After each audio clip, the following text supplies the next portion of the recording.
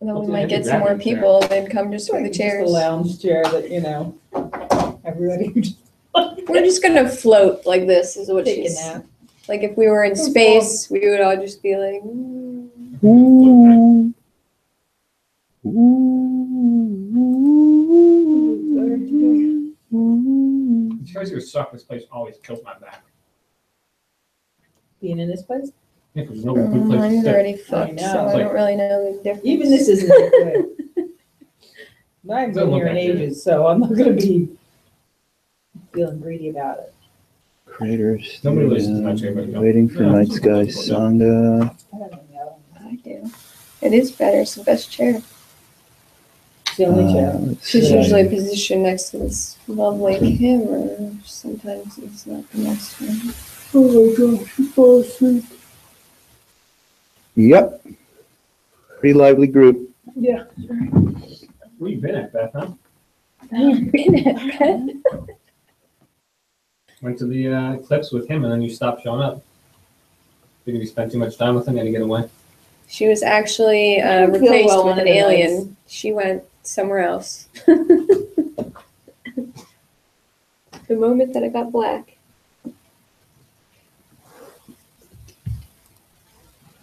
Sorry.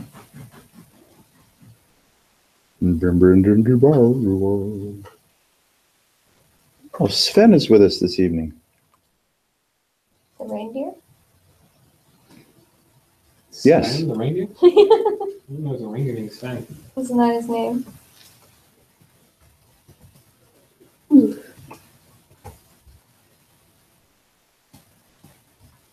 Ah.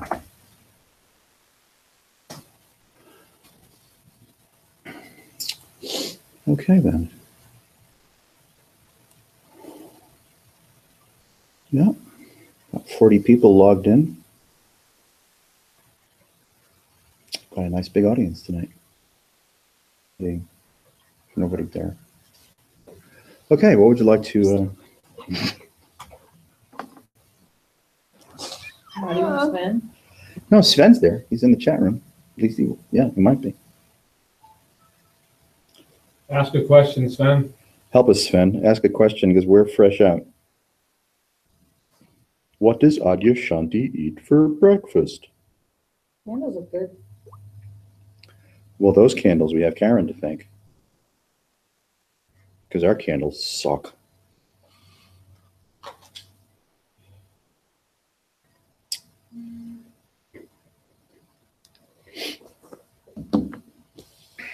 Nobody comes and nobody spends money on the Night Sky Sangha. So. Yeah. The Night Sky Sangha is kind of like an abandoned shopping mall. but the maintenance guy hasn't figured it out yet.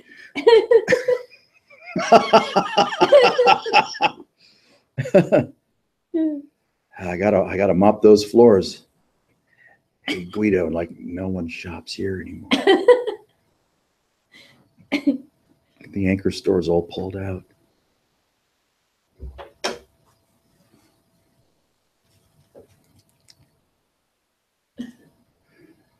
Yeah. So topics, areas of deep ecological concern. I have to adjust some speeches, right? So I think I'm gonna give a persuasive speech on free will, or the lack thereof. Well done. I think I'm gonna fuck my whole class. Oh, that'll arouse the muggles in the class, right? To what extent are you going to plagiarize some of the experts that you've read, or are you just going to wing it? Plagiarizing the whole thing. Excellent. Well, I Well mean, it's done. all like, how much is there really to talk about it? You know, like you just talk about like the famous guy who killed his whole family, went on a shooting spree, Uh-huh. and he left a note and it said like, you know, check my head out because I didn't used to be like this, but the violent urges have become overwhelming. I have to act on them. Oh my God. And of course, he found like, you know, a tumor like present on his amygdala. Uh-huh. It's like, okay, well, is he really like responsible? Yeah. And then you can talk about the other stuff that's like, you know, smell of garbage makes you vote more conservative. Hmm. Uh, That makes sense. What judges does that the smell of baby poop do? It makes you. Accelerates your awakening. That's why we spread it It's around. right here. It's young, early life, Yeah. effervescing. Close to Just the brings source. out your childlike It's nature perfect. so quickly. Yeah. You're like, I remember that smell. I think it's like judges too. Before lunch, convict like 30% more people. Judges before lunch. Yeah, if they're hungry, they convict Yeah, like 30%. let's get this over more with. people. Holy shit. That's what I would do. Snack time. It's like don't buy a Guilty. Ford made on a Monday or a Friday or something. Yeah, so hit some of the basic scientific research and then go into the more, philosophical, search in your own experience type look, and then talk Uh-huh. about, basic like getting lost in a movie, Right. a car almost hitting you, basically merging stuff, and then Uh-huh. yeah, that sums up most of it. That's good. Yeah. And as part of the talk, will you take questions from the audience? Yeah, I'll have to ask if I'm allowed to do that, but I'd be curious to see like what type of I don't know what the word I'm looking for is, but yeah, people's objections, because I don't think it's gonna like go over too easily. No. I heard Nan recently, wasn't she just talking about, you heard someone speak about freedom? Yeah. Yes, she did. Yes, she did. The author. Yeah, some author, something or other. I don't know. I don't retain too much. I just fell asleep while talking. What happened? Very interesting. Whatever. Well, the You got something to say, Jeffy? Really does smell like baby food up here now. It didn't used to. I didn't smell it. It's like She smells popping everything. up. You know, close the door. Close the door. Is that I smell just, I don't know what it smells. the hell? But when it I comes guess to baby free will- poop is just so robust It's that bad. Yeah. Oh, yeah, it could be from out there if there's a vegetable or anything.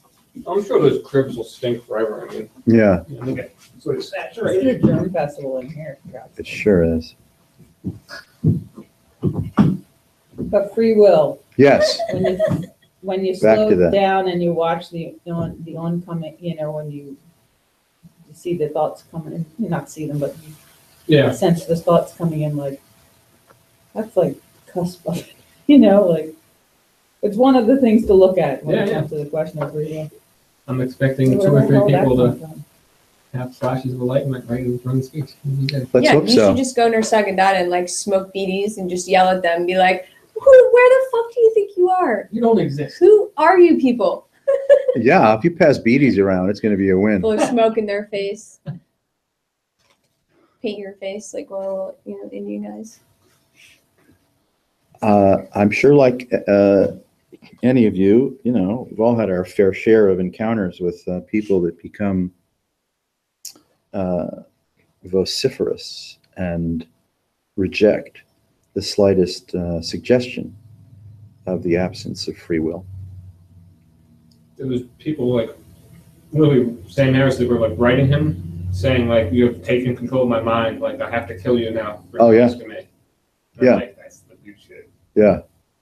Yeah, you want to try to avoid that. You don't want to have like a fatwa on your fat head. As long as 50% of the class is on my side, we'll be all right. You'll be fine. Yeah. Fine.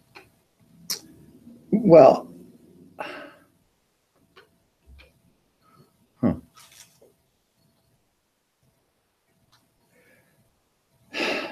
Yeah, there wasn't a lot there, I know.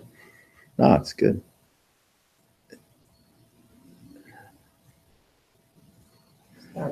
People, if there are any, that might not feel so great about things if they ever do or don't, are typically motivated to feel better about things.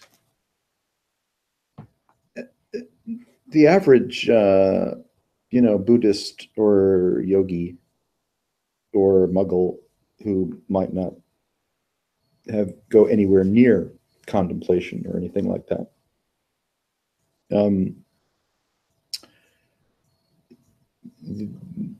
The impulse is to supplicate or manage the disgruntlement and the suffering or disquietude, restlessness that's coming up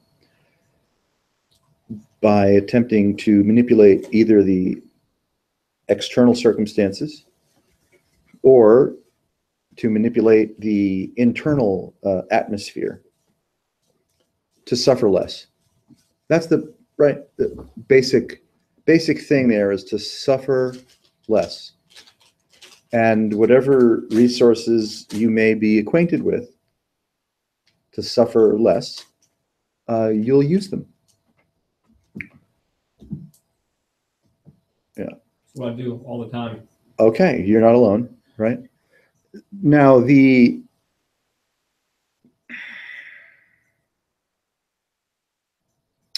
maybe along the way, you've been successful on occasion. Maybe on occasion you haven't made a dent in whatever disquietude is present. And then you have time heals all wounds as a fallback.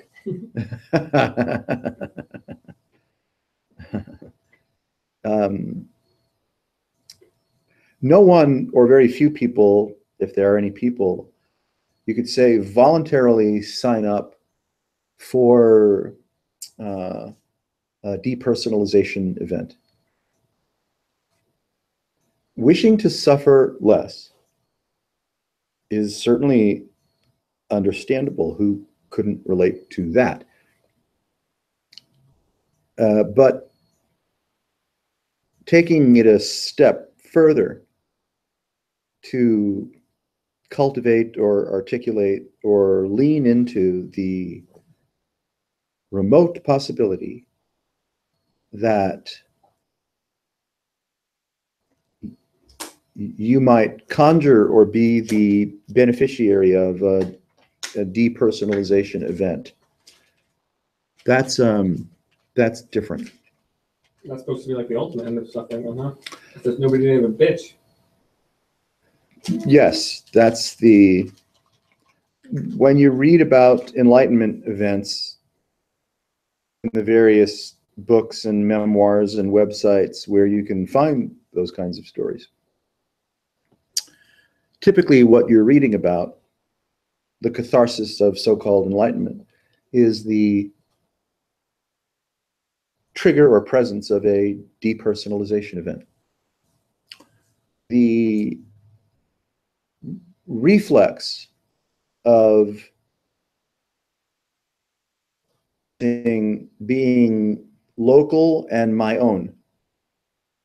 Local and my own. It's the localization of experiencing, which conjures what we might refer to as individuated consciousness. That individuated consciousness is wise to suffer less through whatever means it has at its disposal according to karma, socioeconomic opportunities, proclivity, education, nature, nurture, drugs at hand, things with ordinary and remarkable people, right? A million things that happen that serendipitously occur in your so-called life. That kind of dictate the resources at your disposal to suffer less. And even, people with good health and family networks and money don't necessarily suffer less. They just, suffer, let's say, differently. This wants to take you out. Doesn't care. You've got the best healthcare and the most money. Yeah.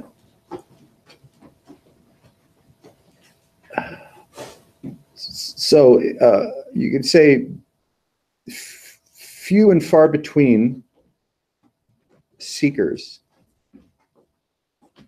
even, avid, rabid, sincere, earnest seekers are vying for a depersonalization event,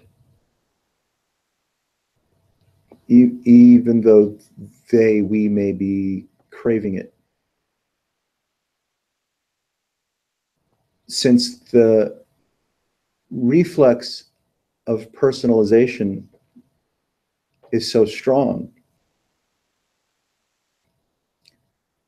even a warm, fuzzy feeling for realization, let's say, I could argue is still another symptom of suffering less.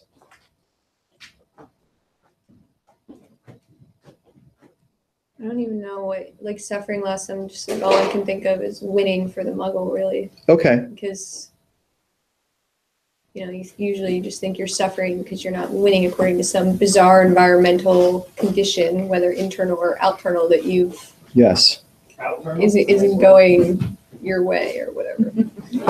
Yes, the geometry of what we would call suffering and the way that it comes about environmentally, socially, financially, sexually, attention seeking, security, right? All the ways that we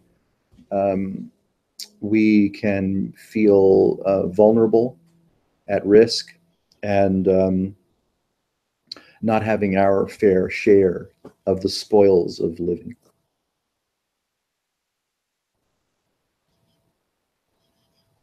And then, of course, there's a more widespread issues, for instance, like climate change and hurricanes and typhoons and Houses droughts underwater. and auspicious fires and things that are happening, with maybe greater frequency and intensity around the so-called world.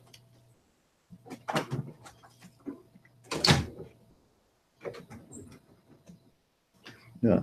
All the headlines tracking Harvey and Irma and Katya and Jose or Jimenez, whatever these storm systems are, the fire in Oregon or recently in Los Angeles. That you're not seeing any mention there of the Paris Climate Accords or even Al Gore's name, or right. It's just reporting on the symptoms of these geophysical, large-scale geophysical events. I mean, Rick Scott, the governor of Florida, is a fairly avid climate denier. And here comes a hurricane right up his ass. Yeah. I'm talking about you, Rick. I'm sure he's watching. I'm sure he's. Yep. Rick Scott, he's right there in the chat room. I can't really know what's true there. No, I'm not suggesting you can.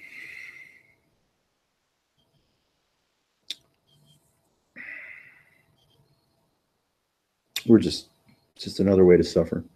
Just Losing your house, your dog, everything in it, your family. Family gets whisked away in a van. Yeah. Right.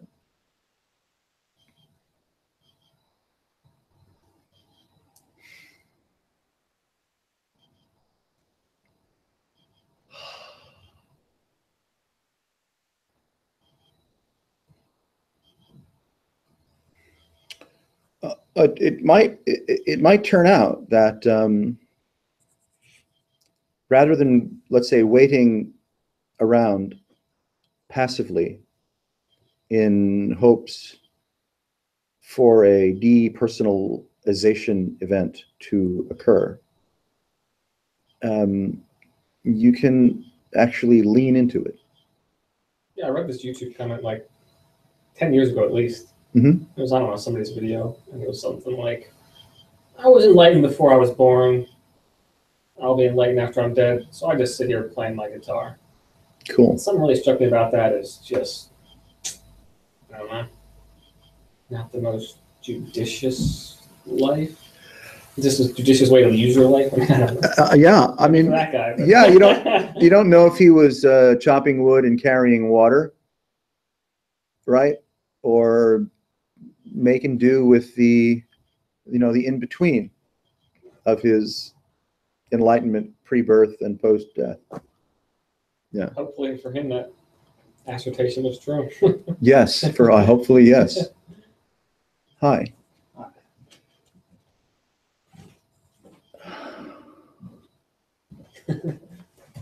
Oh yeah, did you read the Wayne Weir thing, right? Yes. That guy's website, man. Like, I mean, I get it. Like, if you're not out of pain, you want to off yourself. Like, all right, but I mean, just like make it like it's some spiritual journey to like go back and like.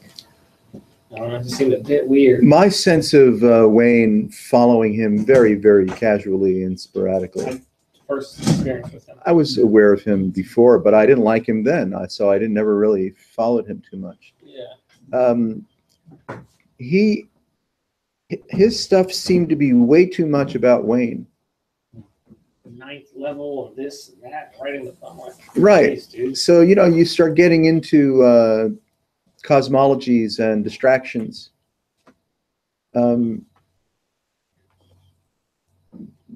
Because when you get down to it, when you get her done, realization is you could argue a lot less than anything Wayne had to say about it.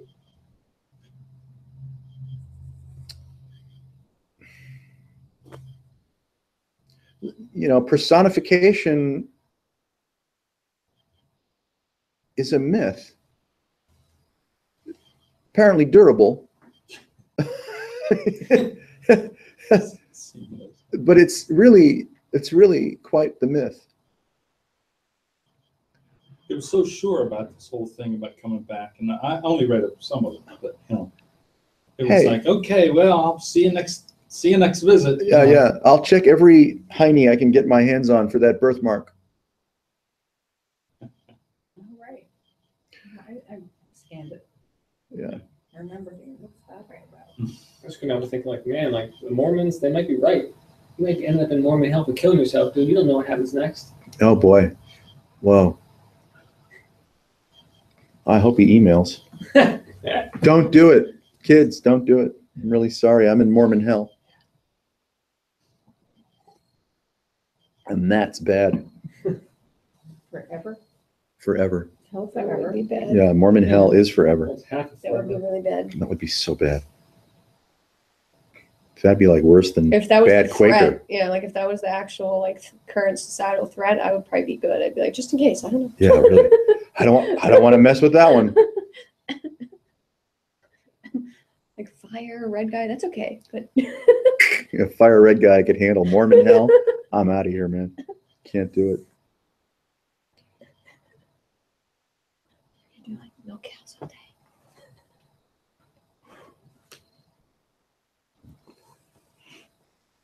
Yeah, so I don't know. There's nothing going on.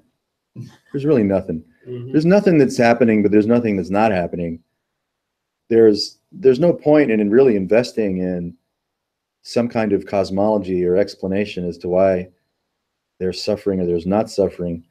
And there's even less of a point of trying to hammer the the possibility of doing anything about anything.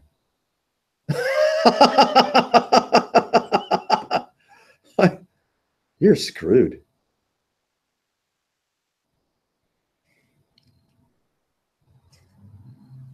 That's that. That's where these teachings go. They really do. You negotiate right pleasantly and creatively, if not assertively, with whose ever mind is, let's say, shows up and has things to say, right? Things to do, things to explain, things to practice, things.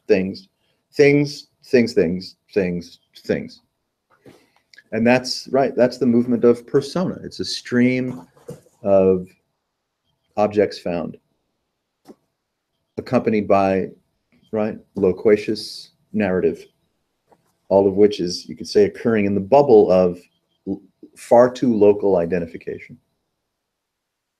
So then everything that's appearing in, you could say, the field or texture of reality is felt and seen and responded to through the lens of personification, individuation, the language, right? The culture, the money, the food, right? The brands, the hyper acceleration Insane of exploitation.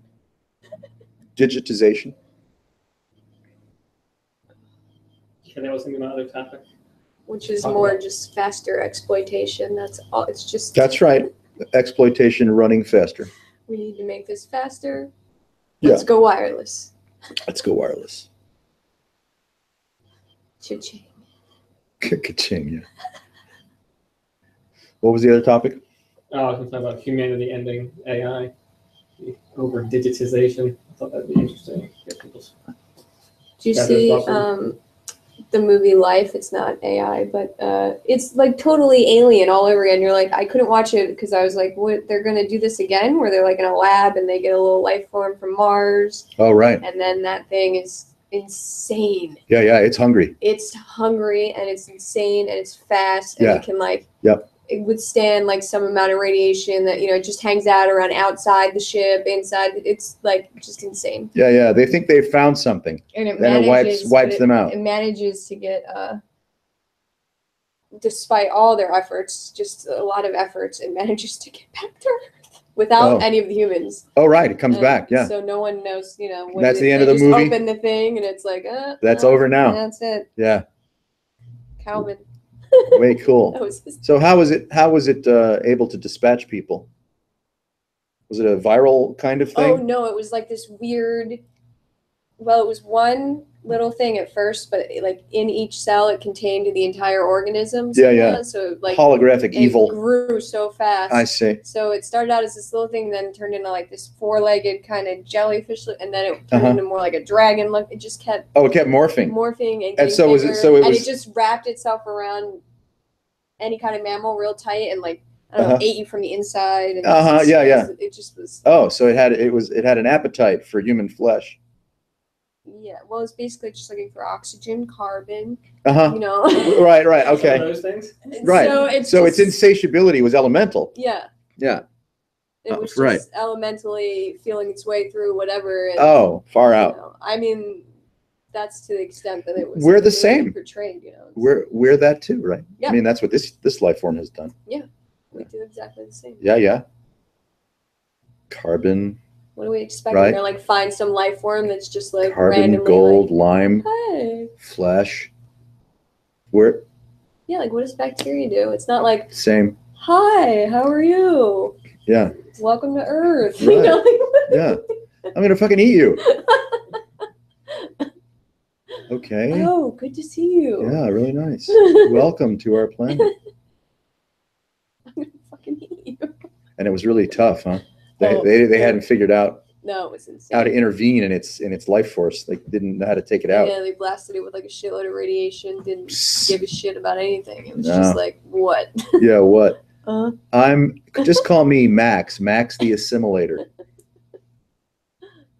Yeah. That's cool. It's funny because I've been watching the TV show The Expanse. It's like literally the same thing. Is it? It's like random alien life form shows up and it's just like just gets larger like real quickly. Uh-huh. Larger. Like morphs and other shit. Yeah. Yeah, yeah, morphs. Why not? yeah, it's not killed by the same things we're killed by, so like none of our Yeah, shit that's works. right. You'd have to pee on it or something, and it's like, oh, I'm Yeah, melting. it's actually sci-fi, but it's not real good. Yeah, So on the sci-fi- just a little uric acid. It's Yeah, like takes it right out. Yeah, right. Oh, Who knows? By the time you figure out what it is. The acting is not like Game of Thrones quality. And the special effects aren't bad, but the plot is just unbelievably perfect. Really? Yeah. Hi, Stephen. See you in the chat room. Okay, so where were we? Nowhere special. I think so. Mm, Digitization, aliens. Good. Good leaping points. flesh eating stuff. Flesh eating. Good. Good. Very good.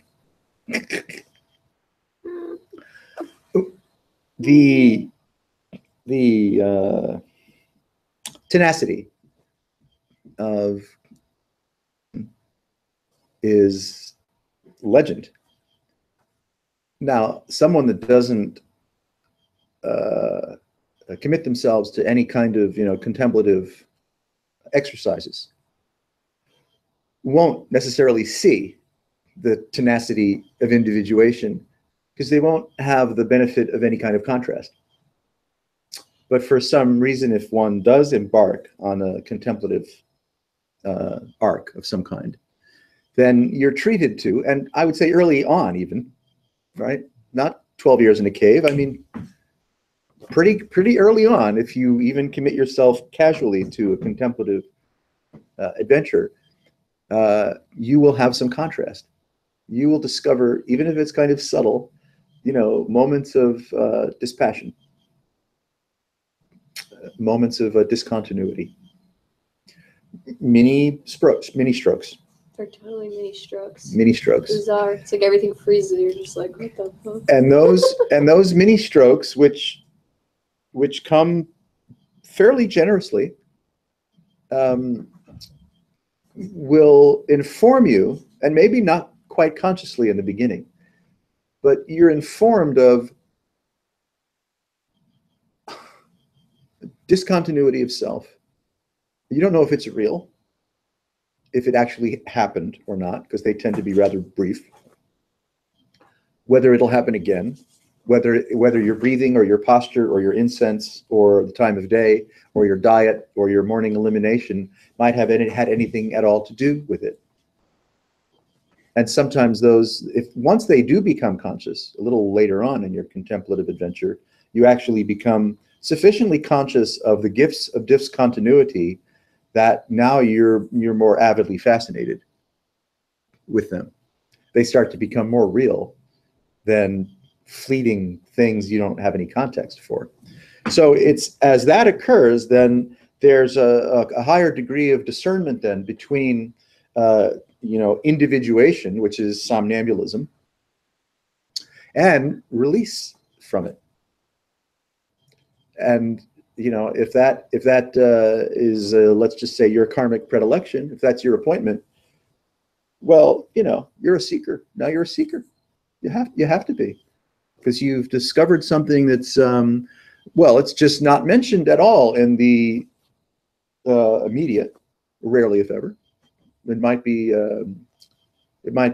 played with in certain science fiction, kinds of films and books and Not stuff. even really much. Your parents don't know dick about it, probably, Nah. right? Well, Your siblings. You educated my parents, so. Well, that's unusual. And so you're really, you are on your own in many respects. And the tendency then is to become institutionalized. I don't mean going into a crazy house. I mean going to a Buddhist Sangha. I mean that kind of institution. You're still out on the streets, but now you belong to a church or a Sangha or a yoga group or a chanting thing or a meetup or waking down in mutuality, or come to this fucking meeting, right? So to gravitate toward like-minded inmates, well, we typically might move into some kind of, institutional setting, even very casual ones, or worse, like Thich Nhat Hanh or something. That's a more foreboding institutional venue for enlightenment seeking. Something that has the promise of expansion. Yeah, but even like the Tibetan place up in Washington, New Jersey, and places like that all over the place. Wow, you don't get what I would consider meaningful, demystified conversation and articulation when it comes to the heart of the teachings, which is the depersonalization event. Interestingly, I think that people find that people that are very conventional wouldn't think of meditating, because that would be like, I don't know about that. You're setting yourself up for the devil or something like that. But they'll go to a church and these cathedrals that we saw are just unbelievable. Oh. The lighting is, it's huge. Uh-huh. They got this organ. I mean, you can imagine Yeah. the effect that had. Yeah. And the whole ritual. I mean, it takes people, and I've determined this just by, knowing people that get into this stuff, takes them to a different place, but it's sort of okay because that's, sanctioned. Yes. And that's like the best they got. Yeah, which isn't half bad. It's okay. At least it's something. Something. Their rational mind puts it in a box, and this is for this, and You don't get a mega church for no reason. yeah. But they certainly limit themselves, by their narrow frame of reference. There's a curious scale of interest, impact, thirst, hunger, adventuresomeness when it comes to the pursuit and or cultivation of the cessation of personalization.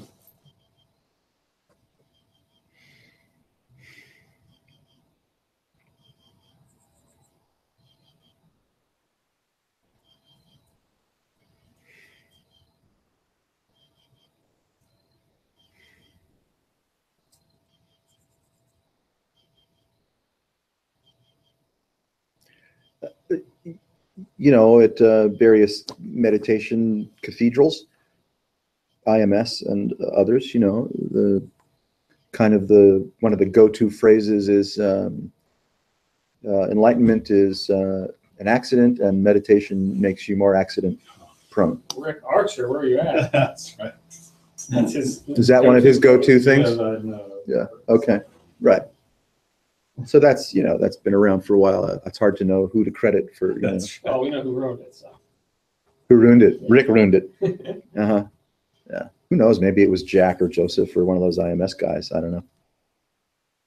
Could have been an old Tibetan thing, that popped back up.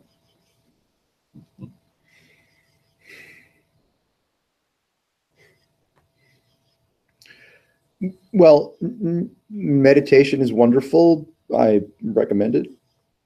No one asks me for my recommendation, so it doesn't matter what I say about anything. Thank goodness for that.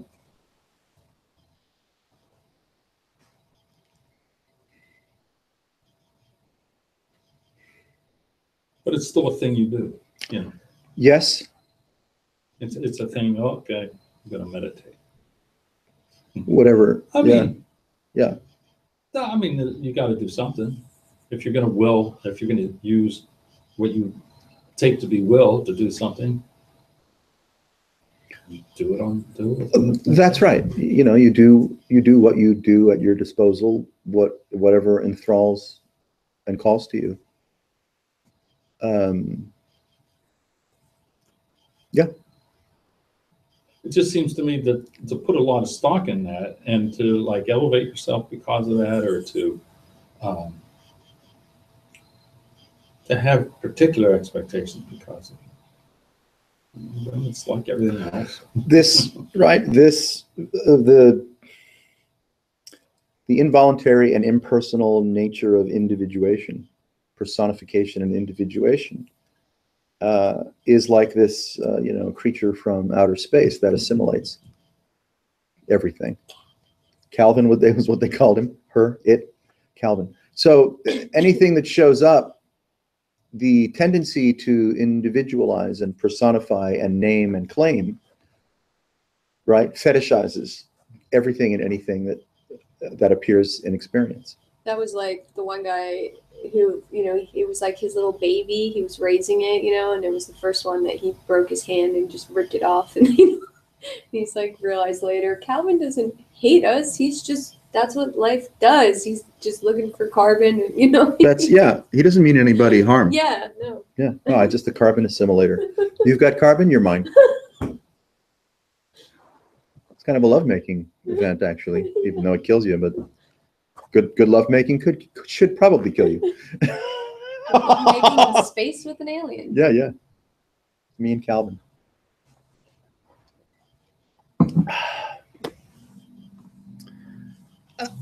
So if it's very tricky and very slippery to attempt to parse what appears through the lens of personification and individuation, because you just end up with yourself or someone else in a vast argument field that has no limitation. I mean, it's an infinity of agreement and disagreement. There's Morphing- going to be more data. Yeah, morphing faster than, Forever. and so you'd really like to get your point across, but good luck.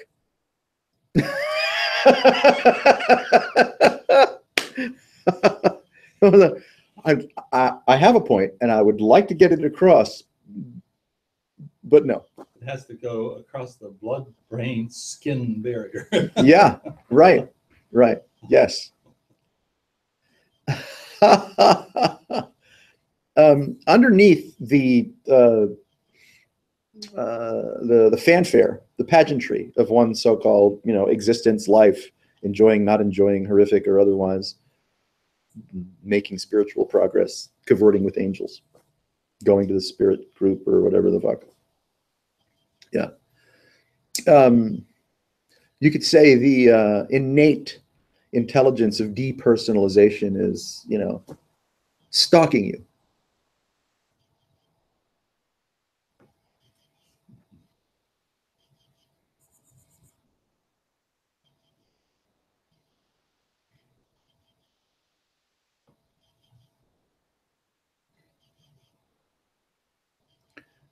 The cessation or collapse or quiescence of narrative, the quiescence of bargaining, setting a course, contemplating the past, figuring out what to do with or about yourself, or with or about anyone or anything else, is all the, the reverberation of individuation and personification seen through the lens of the localization of consciousness as body-mind. Yeah. And you could say it's, I don't know if it's hard to snap out of it. Would you say hard to snap out of it? No, when it starts to occur, it's like you wouldn't say it was hard to snap out of it. But if you're in that kind of stage where you're craving for a wider aperture and it's just not gifting you, then you could say, well, Jesus, well, it's so hard to snap out of myself. But from the perspective of that relaxation just beginning to kind of show up and inform you, where's the heart? Read any books? Yeah. I didn't need You're like, any what? new vocabulary. Yeah. Right. So it's, I mean, it's like in every respect, anything spoken about either, individuation or the release of individuation is not really all that true.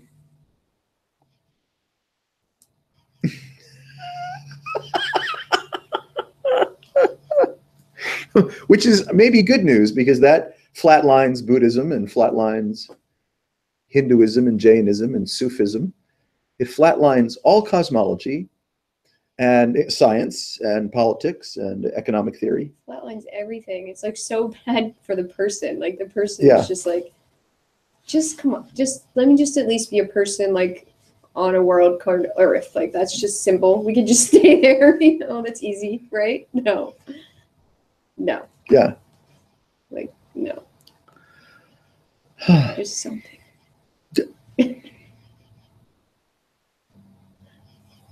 To seek or cultivate a cosmology or a reference system that then places you in some kind of hierarchical condition as to how close or how far, how right, how left, how high, how low, is the myth of personification. That's why you want to keep at least something in there, like even if it's just real far back, like the Big Bang. You can still kind of just start going. You could start plotting a course from there. You could do something. Yeah. There's some stuff. Ouch. Yes. If there's nothing, you're like swimming in a gluey paste of paint. And then, you know, on a trajectory of some kind of mindfulness or whatever, you know, hot pursuit of enlightenment,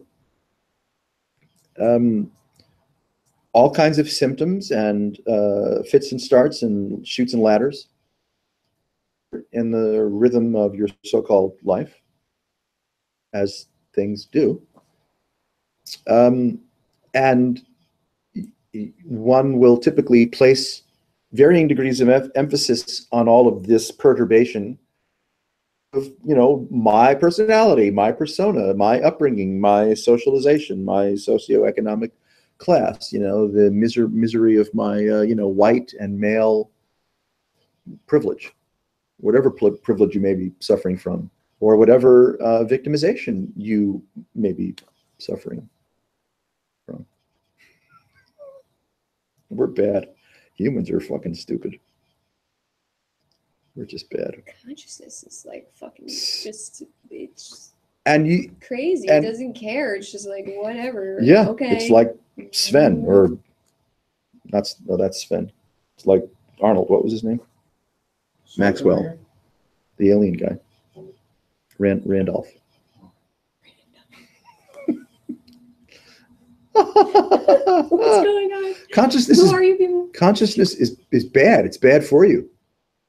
It's really bad. Bad for you. It's bad, and it's bad for you.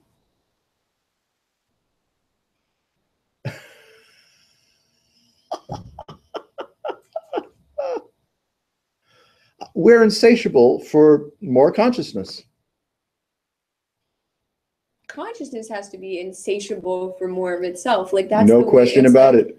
Why would something create like imaginary stability and then like novelty so I could get excited about this news? You know what I mean? Like it just. What would you do if you I were know, all alone? right? I mean, You'd probably it's just- like playing solitaire. Yeah, Like, all right, yeah. I don't think know. Why do you yes. play solitaire with I think yourself? the I entire don't know. universe is just a bad game of free cell.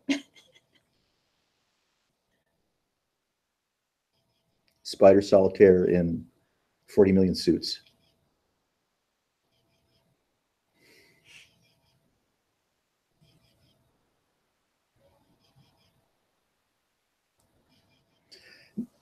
Now, it can be frightening and intimidating to the average aspirant.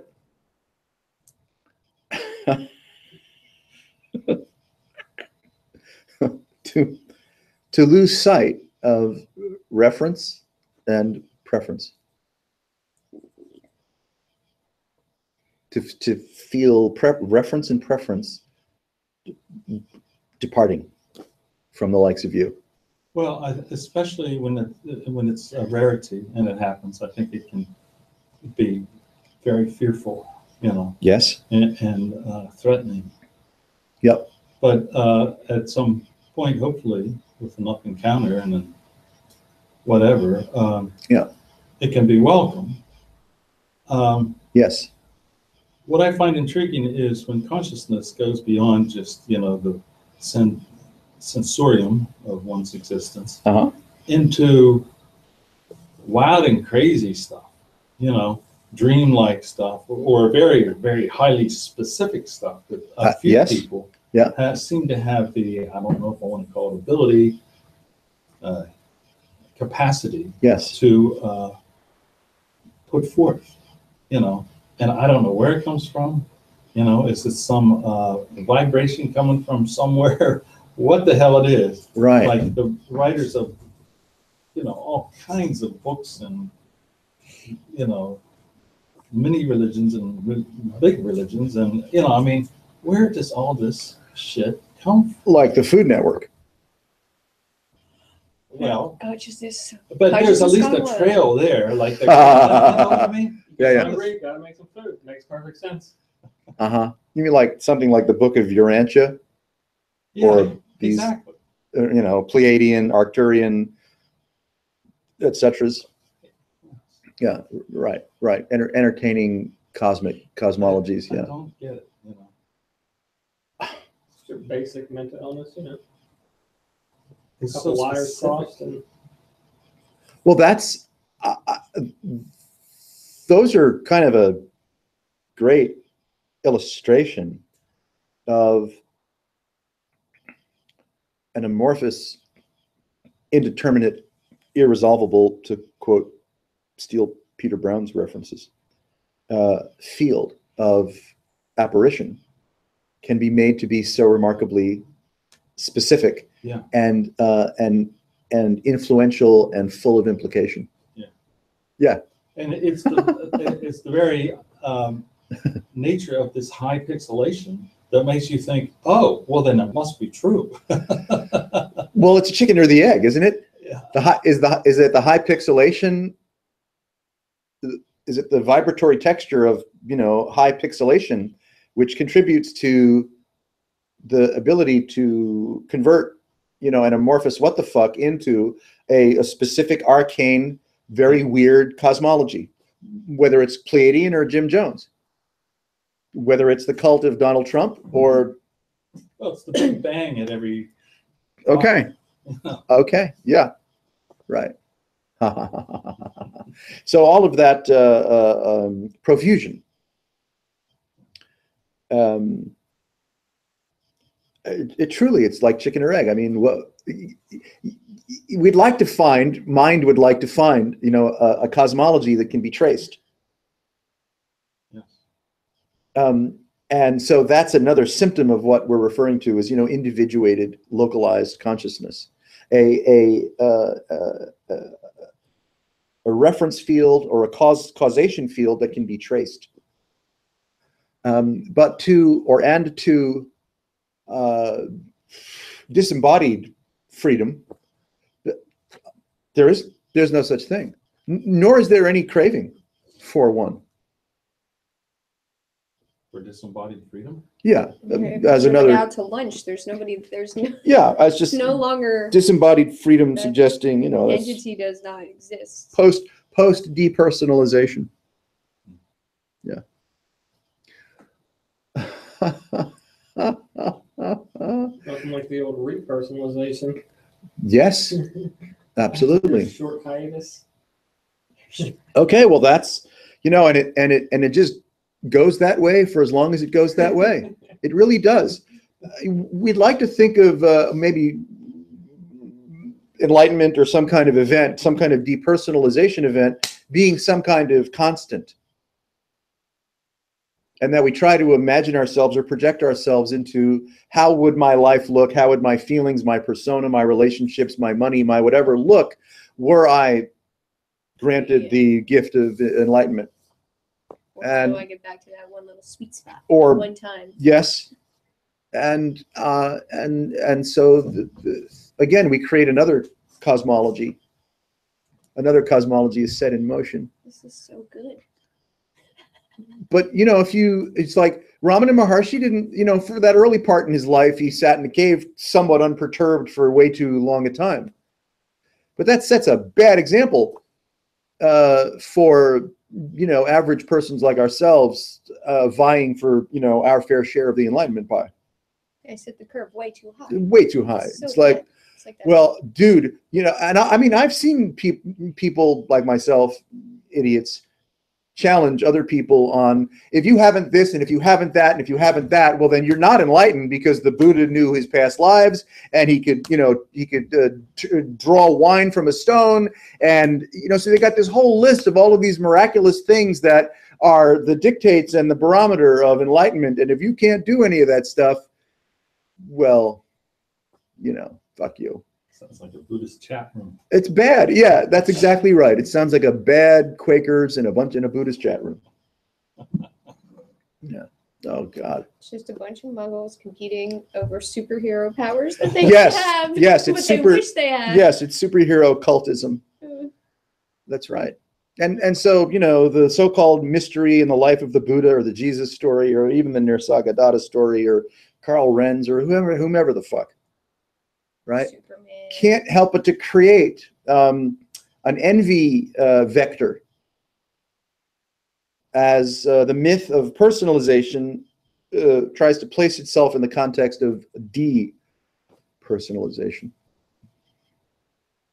And then imagine that one lives with a certain kind of, what would you call it, lofty bliss unendingly. And again, that's that language and that anticipation, sensual or sentimental, spiritual or emotional, psychological orientation is a myth.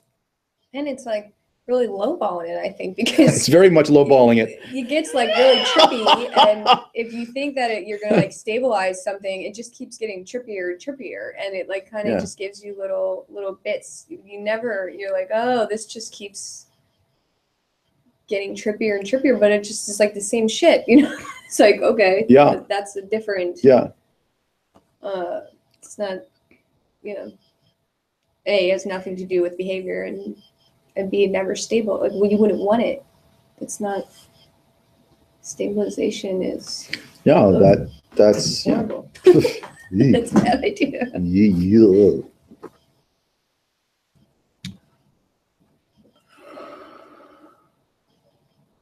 I wonder what the specific differences are between Hmm. this type of depersonalization and like the medical condition where there's still like some remnant of a person experiencing his life as not himself, which is like supposedly highly disturbing. Very disturbing. That's right. Yeah, yeah. A great. I Care to mean, venture a guess at the differences in experience? no idea, really. Maybe, who knows? Maybe all the yoga and the meditation and all the Course in Miracles and all the shit that we do, in a way, are preparatory for sliding into deeper realms of depersonalization and being able to cope, being able to assimilate. That if it were to happen, you know, all of a sudden, it might not show up as a lovely surprise. Why should it? Yeah. Sometimes it appears to show up as a lovely surprise. When it Sends you to loony and bin then you and go Social straight to the Security loony bin. disability for Right. the rest of your life. do not pass go, straight to loony bin, Social Security disability. Yeah, and you'll never have even heard of Adyashanti. Nope. I mean, there definitely I know someone. I think it's I know that's someone that's just like that. there definitely seems to be a connection because there even is the other like sort of connected condition, derealization, where they report the same things like, oh, like life just seems like surreal, unreal, like it's like a dream. You know, Mhm. It seems to be like the same thing that like other people report inside of this work, but with again, Yeah. just some added like, not like just terror. I guess you describe it as just not good. Not good. Yeah. Well, we look at the loud, throbbing broadcasting of conformist reality and the expectations that it places upon if you're you. measuring this to that, And that's going to suck so bad. And you have a depersonalization event that Yeah. was right on schedule, but unscheduled, with no preparation for it. You might not go, yes. Yeah, no, I want to be out enjoying life, winning, doing things, feeling good. Not Yeah. like, I don't know, I think I was like narcoleptic for half the day. Yeah. Something happened.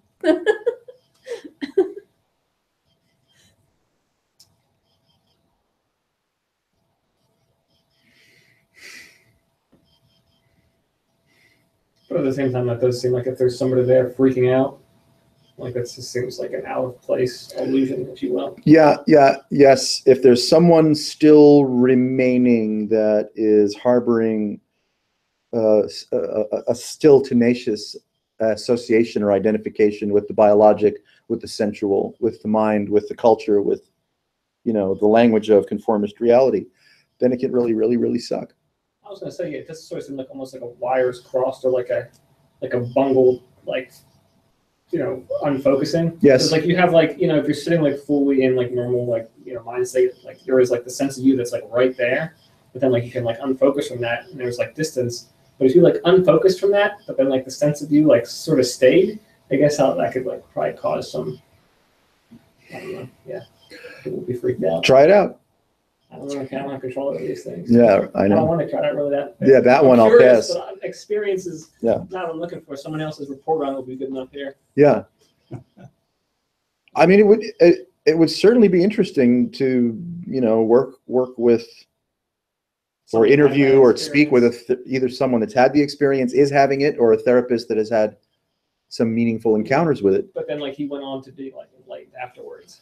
I don't know. I mean, does that person exist? I don't know. Put an ad in that little paper. You put an ad. I've never heard of a publicly available enlightenment story that matured into quiescence from the psychiatric Yeah. depersonalization event. But it could be like a depersonalization back to normal and then enlightenment. Could be You anything. don't need to like skip around. Jeannie Zandy prides herself on having a 5-year-long, problem. Dark night of the soul. I mean, 5 years is kind of stretching it. Yeah. But whatever. She'll be here soon enough. We can ask her October to her something, face. right? Yeah. 5 5 years, really? Come on, you're pulling my leg. So what'd you say hers was? Like related to some event or just like this reverse Kundalini event? I like that reverse Kundalini. Yeah. The Kundalini went down into her toes. They were really all swelled up. She couldn't even wear her favorite Birkenstocks anymore. That was dark night of the soul. It was so dark. My toes were swollen with Kundalini. I couldn't get my Birkenstocks on or off. Oh, it's dark. And You should talk to Adyashanti. the whole time. Yeah. Oh, that's bad.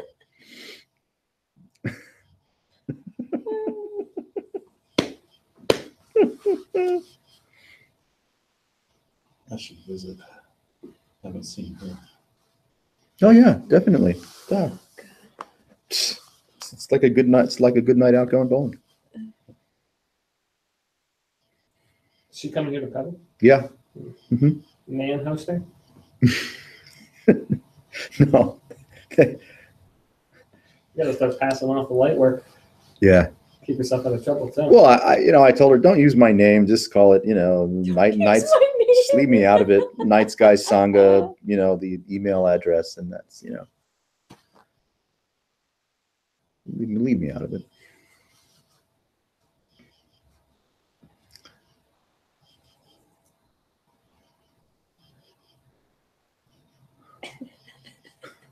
I feel kind of nauseous when I look at you. So if you could just leave me Yeah. out of it. You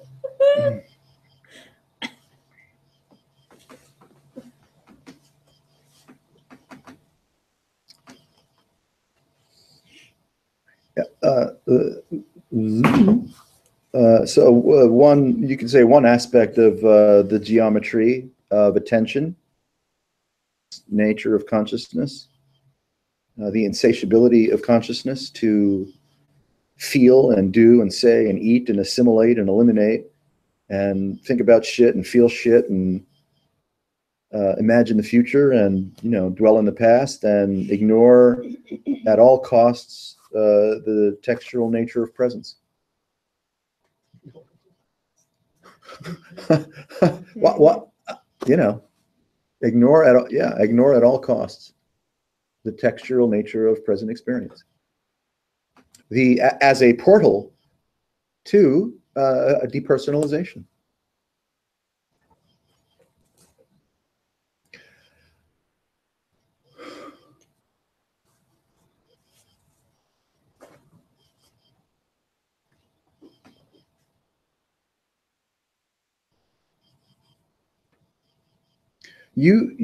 One can sip from the fountain of depersonalization with, some degree of application, a little bit of elbow grease, right? A little bit of affection, a little bit of interest. Yes, you can benefit from the education of seeing mind, consciousness, texture, sensation, free will, the absence of free will, how they throb as you. whoa, yeah. And so your attention starts to shift from the content of my imaginary life, be, absolutely self-consuming. Now the attention is opened a little bit, the aperture is opened a little bit, and the capacity or the gift of attention is now actually considering itself. And doing so with some aplomb, with some ease, with some facility.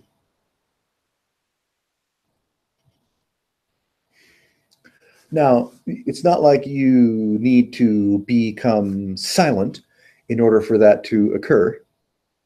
You could say it could actually be the opposite, that awareness starts to consider its own, like, what the fuck is this? And simply by doing that, silence just naturally occurs, because you're responding texturally, impersonally, to the rhythm of present experience.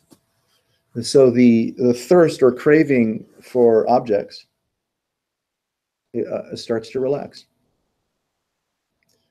The thirst and craving to manufacture yourself through mind, through metaphor and anecdote relaxes. You actually become capable of relinquishing your interest in the imagination of yourself. Which is a much better silence than your imagined, contrived, Yeah. deprivation tank or whatever. That's right. That's right. Some silences are, you could say, practiced or cultivated deprivations in hopes of a certain kind of insight to occur.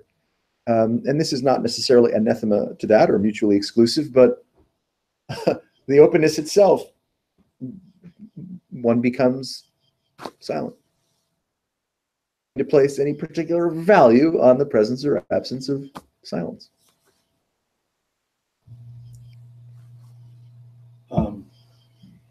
Reflection was just this thing that's happens to appear in the brain.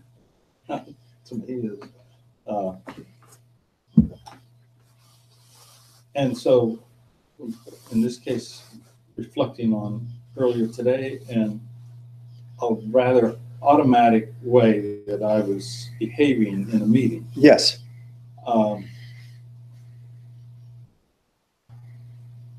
Very me. Yes, that was me. That was very me. Yeah. But it's totally not me at all. It's just this activity that I sort of see, but I feel like I'm distant from it as well, Yes.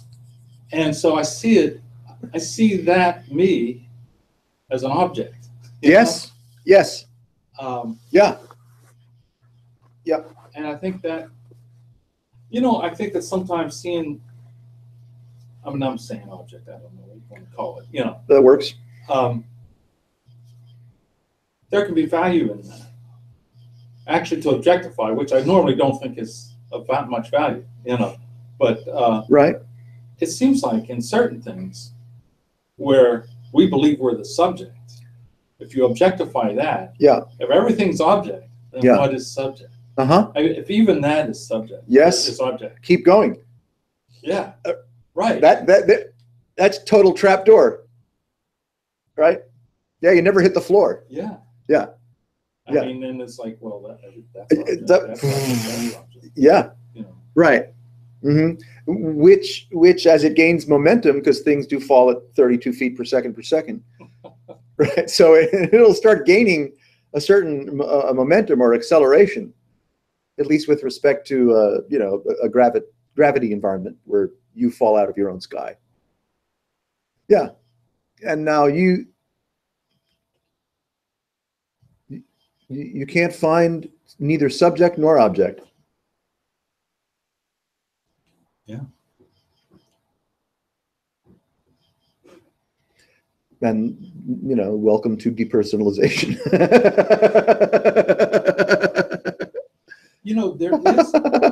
There is this disquietude or this discomfort Uh-huh. about those recollections. Now, I, sociological terms or psychological terms. Yeah. Feel that I was being true and not trying to fake anything, I was being real.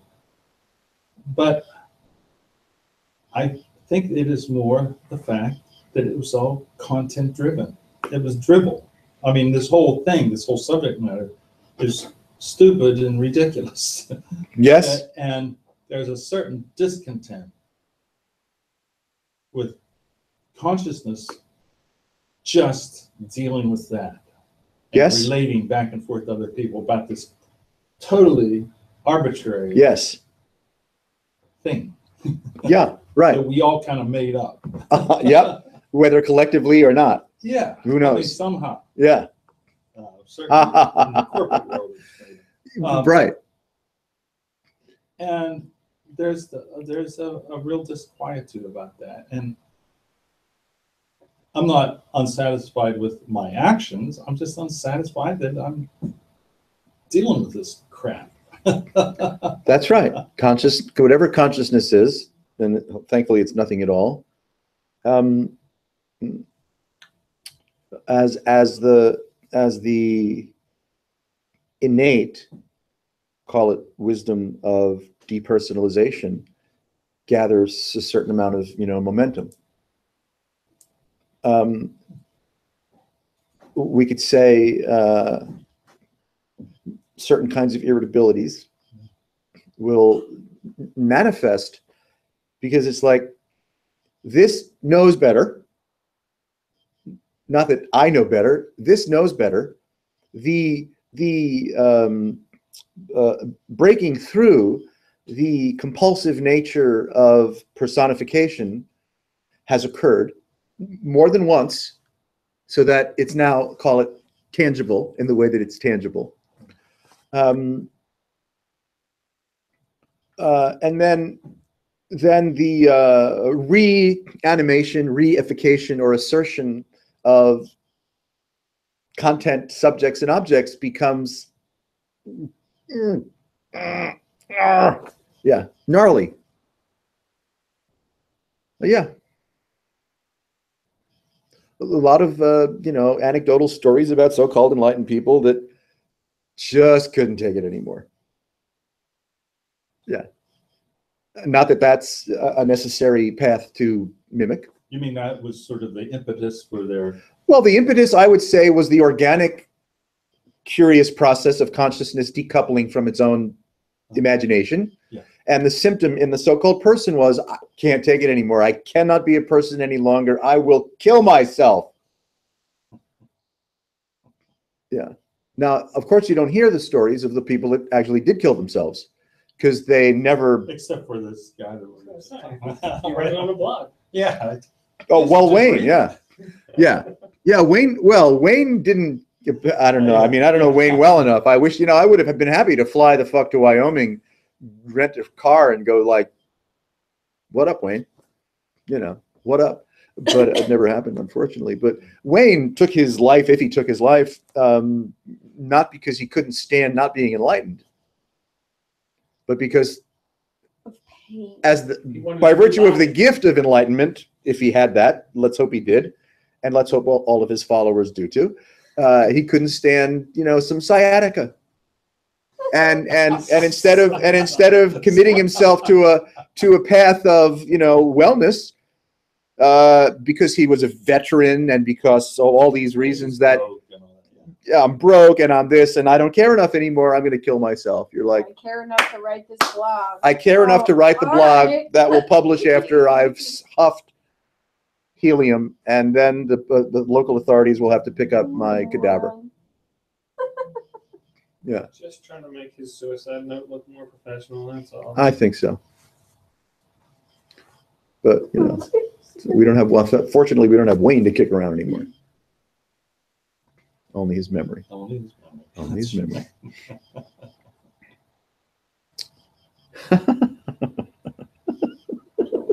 He's probably still alive somewhere. He probably didn't even have the balls to do it. Yeah, he might be like Andy Kaufman, Loser. Oh, jeez. who's still alive somewhere. Yeah. The ultimate fake. The ultimate fake out. Yeah. And I'm sure there's people that still think. Well, Elvis has been spotted in South America.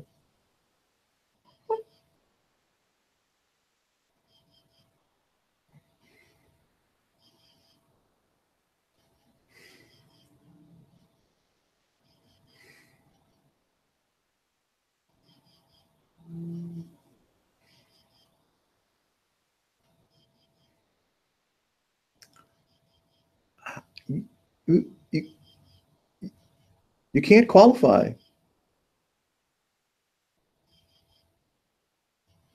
the cessation of reference. You can't place it in some kind of a hierarchical place where like this enlightenment's better than that enlightenment, better than that enlightenment, better than that enlightenment, because I've experienced a handful of so-called enlightenments, and this one's the one that really kicks your ass. And so it's very strange that you could find, discover, or hypnotize, if you want to use that word, any kind of consensus about anything at all, let alone the fine points of so-called self-realization and what it might be. You can't. It happens. I mean, there's no question. There's how many books and how many libraries and how many religions and how many things that are all made out of, right, qualifiers. Brahman and Vishnu and Saraswati and the Ramayana and the Bhagavad Gita and the Ribu Gita and the Heart Sutra and everything Sam Harris has written. These are all the high end of, spiritual insight. And all of them to a T, no matter how articulate the poetry is, whether it's Rumi or whomever, is a perturbation in a field. When or accompanying that is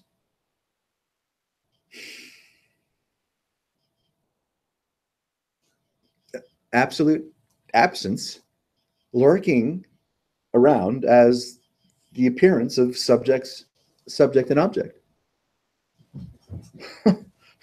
What?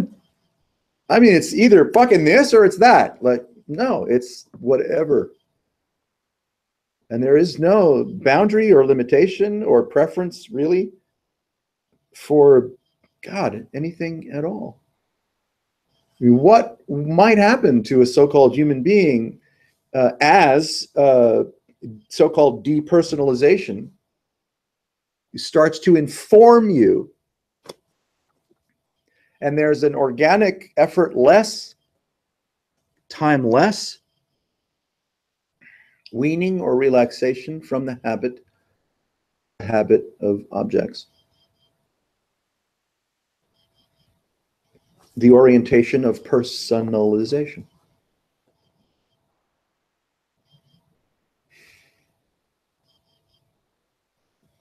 It seems that the only thing that you can express with any kind of truth is a negation of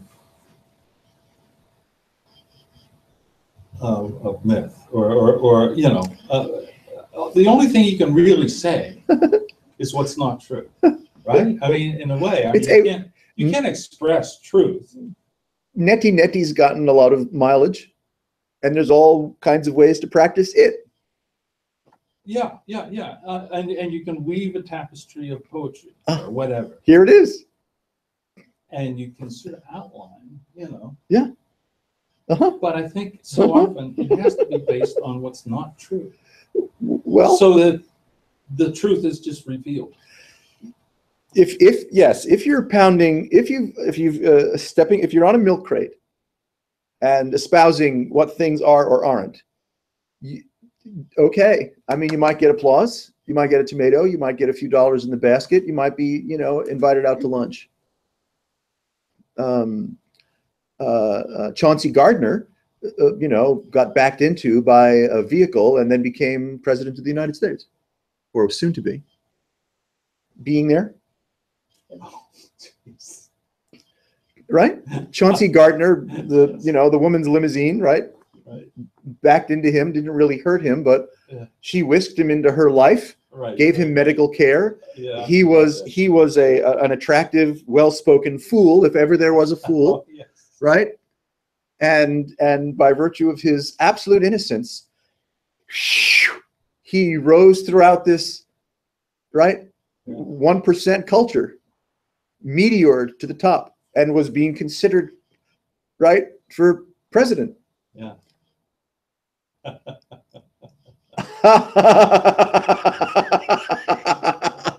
all he was doing was making observations. he liked to watch. Yeah, that's right. I like to watch. And everyone was cathartic in his company. Yeah. How strange. But isn't that this? We are all cathartic. You could say in the company of that which likes to watch.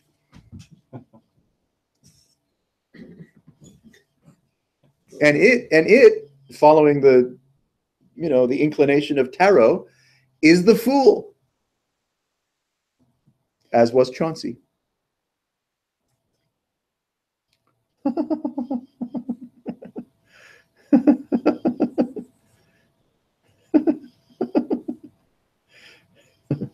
Just to put a little Joker hat on it, with little bells on the ends, right?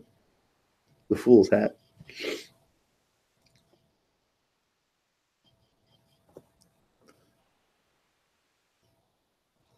It's a weave, right? It's an art. As the useless wisdom of depersonalization blossoms and matures, and you become more fond, trusting, nourished by its presence, synonymous with the absence of oneself. Well, a different kind of intelligence, poetry, articulation is lit. And that shows up the way that it shows up when having a, aboriginal circle to speak, wax philosophically about the incomprehensible.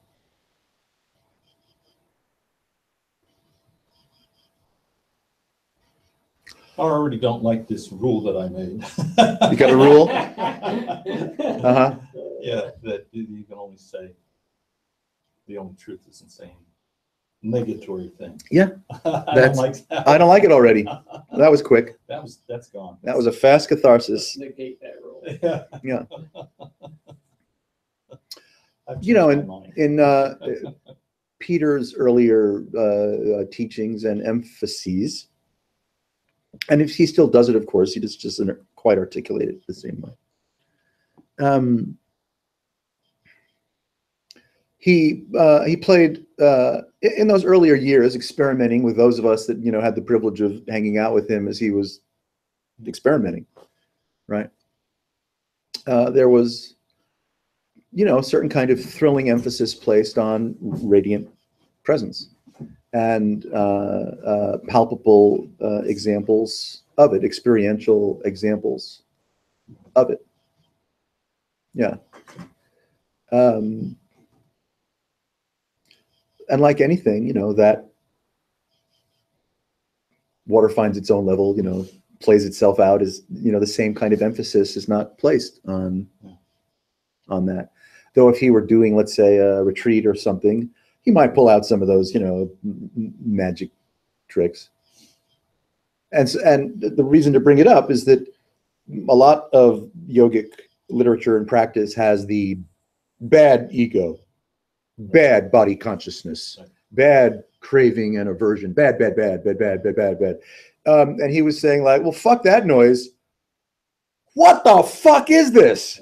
Right? So it was a shift to a very positive, radiant wonderment in relationship to the texture of present experience than making personification evil. Yeah. It's basically just that Judeo-Christian bullshit of sinner, sinner, sinner. Yeah. Things. Yeah. Yeah. I mean, a lot of the literature you'll find in, anecdotal Buddhist teaching and all that kind of stuff, it consumes or concerns itself with just way too much symptoms of persona. It's easy enough to say, look, we're whacked. Everyone is fucking whacked. No one's going to stop being whacked. Even Ramana Maharshi was whacked. The Shiva Puri Baba was whacked. The Shiva Bala Yogi was whacked. Line them up. Whacked. Might as well go with whatever. So then the portal, the wormhole that opens turns out to be the luster of present experience. Relaxed and released from the slightest pressure to conform or not conform, to become or not become. Just take the whole human meme off the table. Whacked? Fine. Let's move on.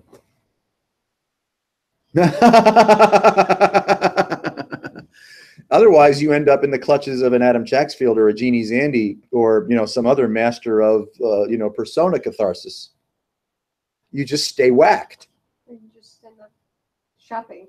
Or then going to a forgiveness workshop with Byron Katie, and then you go see Tanya, and then you go see Maggie, and then you go see, and then you go see, and then you go see, and you keep checking off all of these so-called love, Adyashanti, and blah, blah, blah.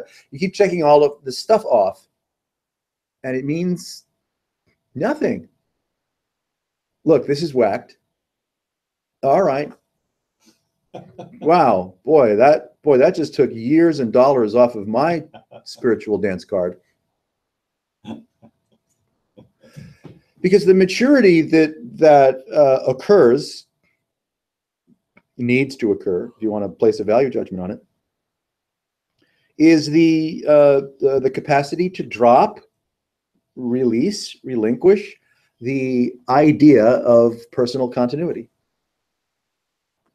Not right now, not at the end of the workshop, but right here in the ordinary rhythm of the workaday life, right? Because, here in the West, we don't see all that many people renouncing, and even those that do renounce are renouncing in one kind of institution or another. Wayne kind of renounced, ended up, by a lake in Wyoming. The sciatica came on. That was that.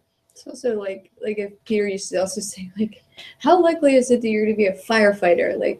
None, not likely at all. You know what I mean? How likely is it that I'm going to renounce a bunch of things sober? No, it's not likely. It's not going to happen anytime soon. So you might as well just jump right in there. It was terrible hanging out with Prahlad Brahmachari. At the same time, it was, sociologically speaking, anthropologically speaking, it was a gold mine. Spiritually speaking, it was a gold mine. I was too young to appreciate it, then. I probably am still too young and stupid even to appreciate it now.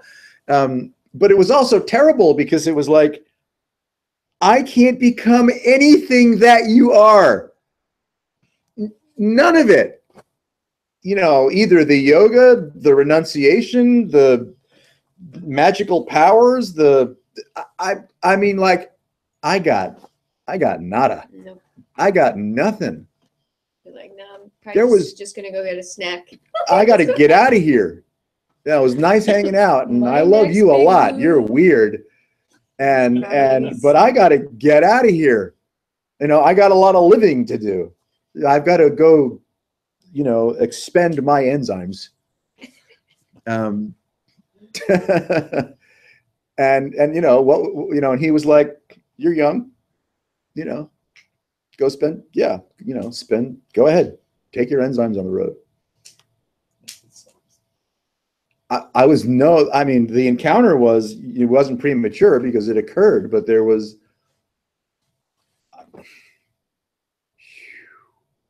really up against it. And it was quite a relief, if I can be a little biographical. It was quite a relief when I think it was Ramesh Balsekar showed up on the scene. Householder, wife, children, president of the Bank of India, a very attractive weightlifter when he was a younger man.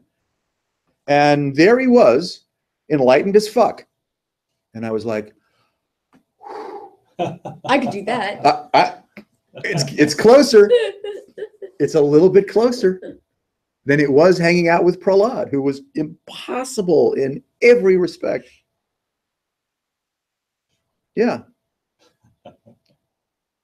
And you know, Jean Klein showed up. It's possible. Ordinary guy. Musicologist. You know, went to study Sanskrit in India, ran into an awakened Sanskrit teacher, and the teacher said to him, do you know yourself? Jean was like, I think I know myself. He said, oh, do you know yourself? Right? And you're like, whoa, that really opened it up. Especially because it's Then when French. you see, then if you see like you know, a bumbling alcoholic fool like Wayne Lickerman wake up, you're like, boy, this is getting closer. It's getting closer. Gonna do this. I mean, a real dickhead. I mean, a lovable, you know, wonderful, crazy dickhead. And you're like, it's getting a little closer.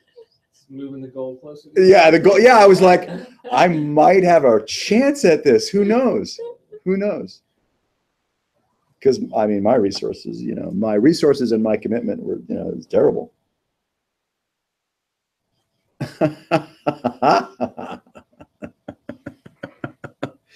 Yeah, and then you know, down the road, this and that. Then you run into an Asperger's guy. Mhm. You know, you run into Peter Brown. You know, totally Aspergered up.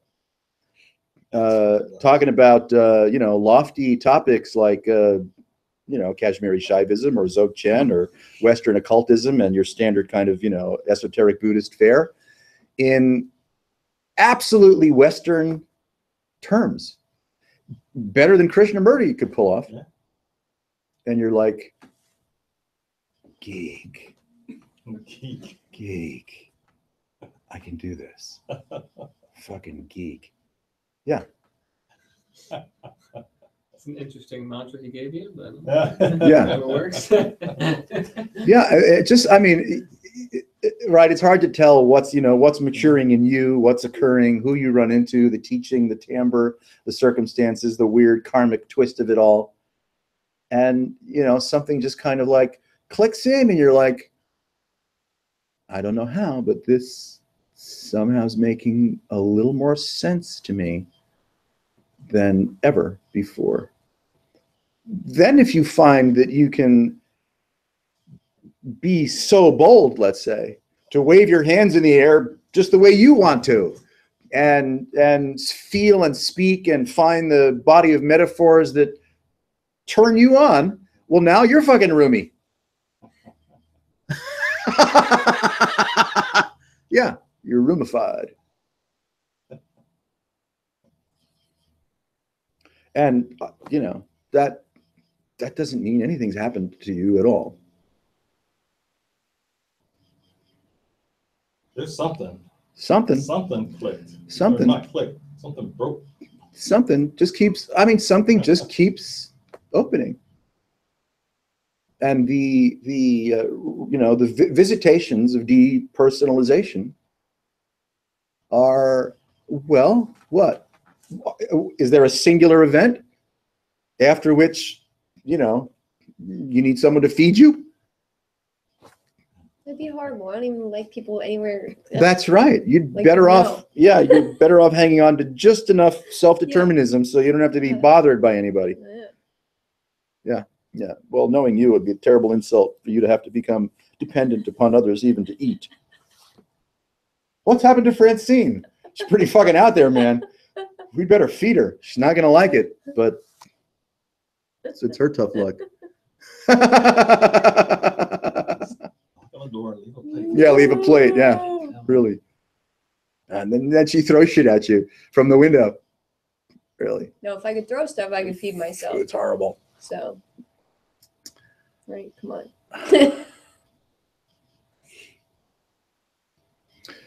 You know, let's say after a sweet event, sitting around talking about the nature of things and having questions asked and answered and grooving on this shit, da da da da da. You know, you go to Wawa. You know, you catch up on your email. Yeah, you know. So the rhythm of, you know, the sweetness of deep personalization, the nourishing quality of neti on the neti weaves its way into the, you know, the rhythm of the so-called practical life, the worldly, right, affairs and obligations and responsibilities and rhythms of your.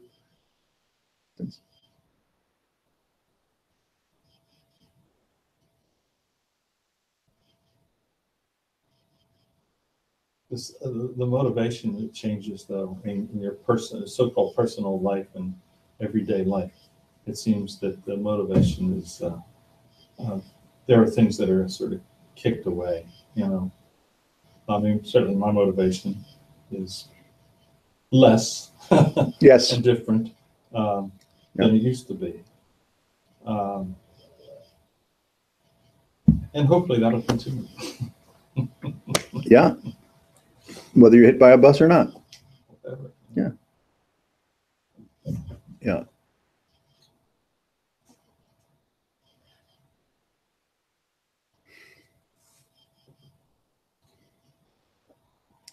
The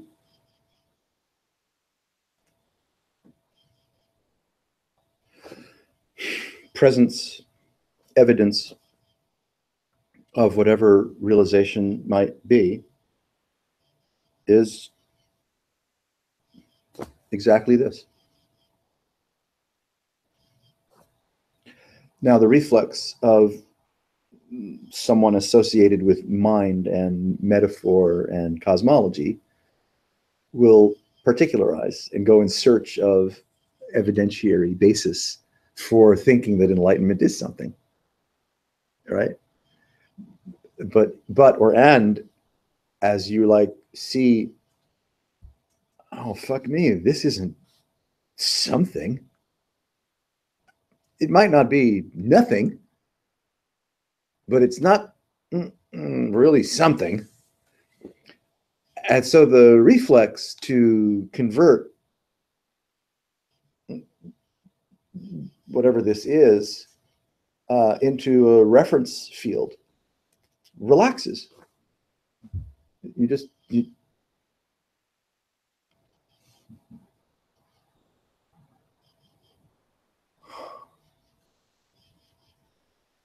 And you don't have to sustain that.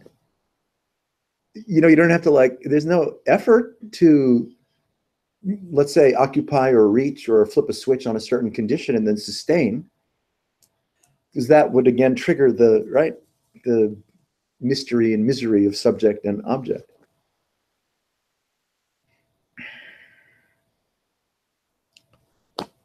Here this is. And if there's this, you know, lovely relaxation from having to derive anything from experiencing, there goes self. Fucking gone. No need, no reflex impulse to manufacture, to derive, to name, complain, exhort, extort, exhume.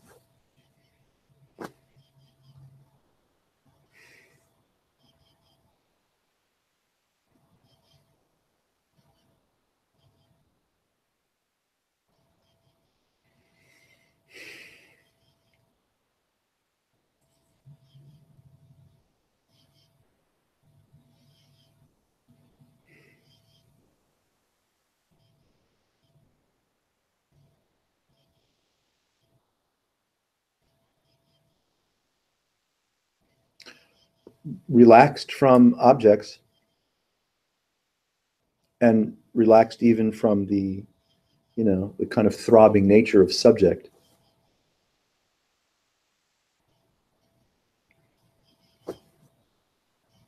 There's no impulse remaining to establish the beachhead of self.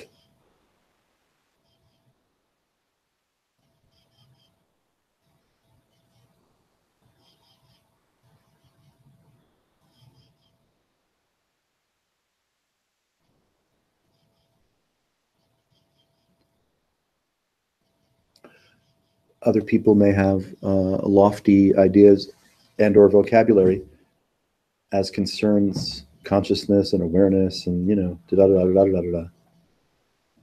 But you're like, nah.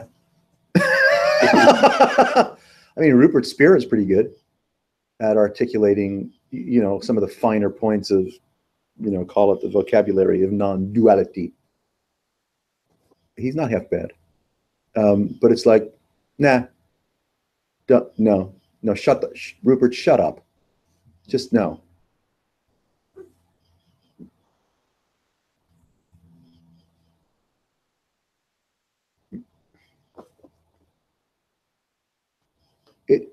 It could be way beyond even marvelous that you can't find and no longer define yourself through anything that has occurred to you prior to now.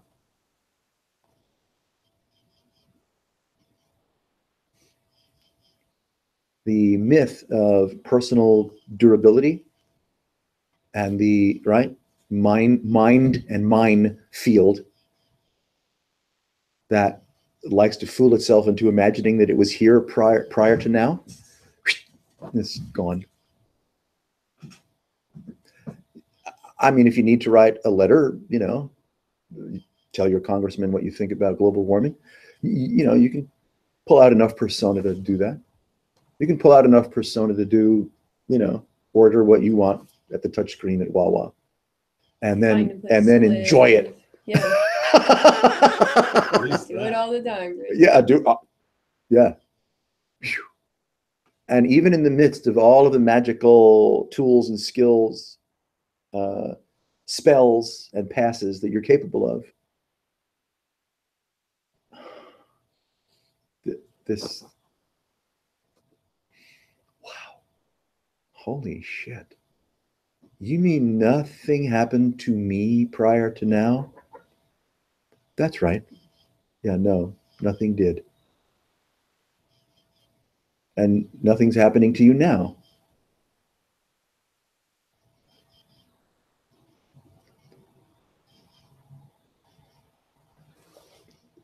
You don't have to pound on, you are not the body, you are not the mind. Stop.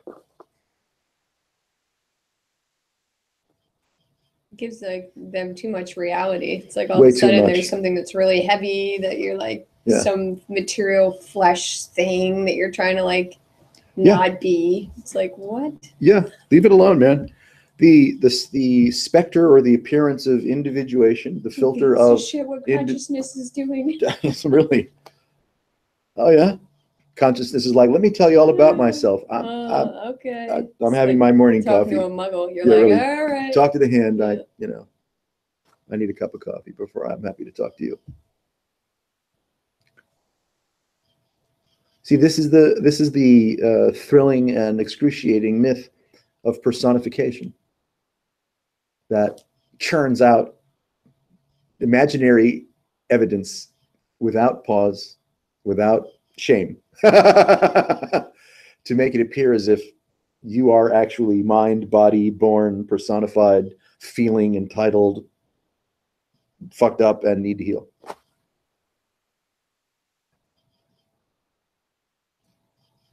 Really just seems to like novelty. So we'll create any kind of imaginary stabilized state because it loves to discover like something like, ooh, it's something different. Like, even though it's the same, it's just like a bizarre, like, all right, Yes. I don't know if that's what floats your boat. What the fuck am I gonna what's interesting, I would suggest, is that you will find a rich, remarkable infinity of novelty in objects and subject.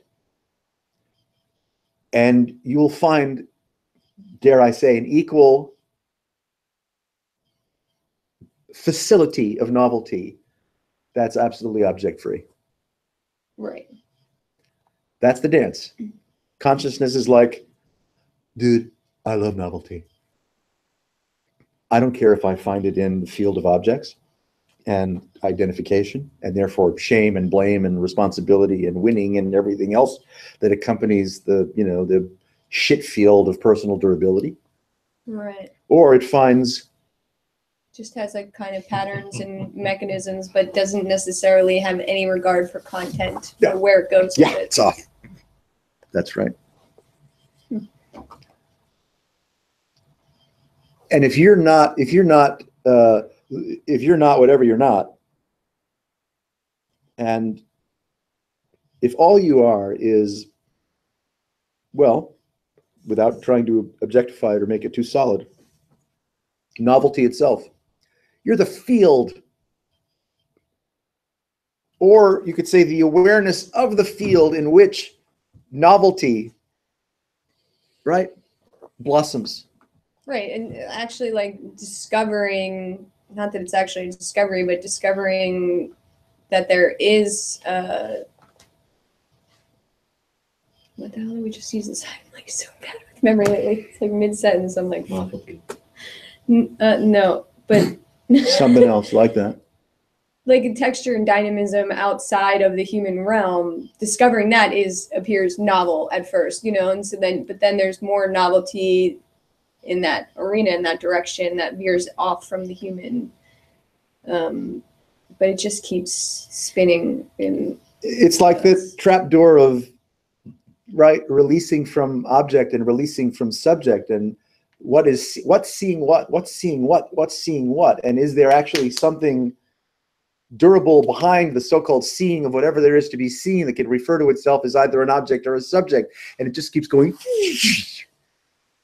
because there's no scrim. Yeah, I'm hearing the crickets, and I'm conscious of hearing the crickets, and it's like, there you go again, really, because I'm not just hearing the crickets. You're a cricket, I'm hearing crickets. Crickets are out there, and I'm here, and I'm hearing. right? No, right. Nice. It's like, okay, Yeah. So where are we now?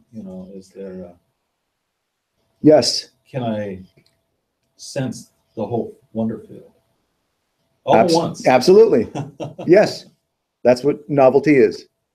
Depersonalization is the dawning, revelatory dawning of absolute inclusion in the midst of non-specificity.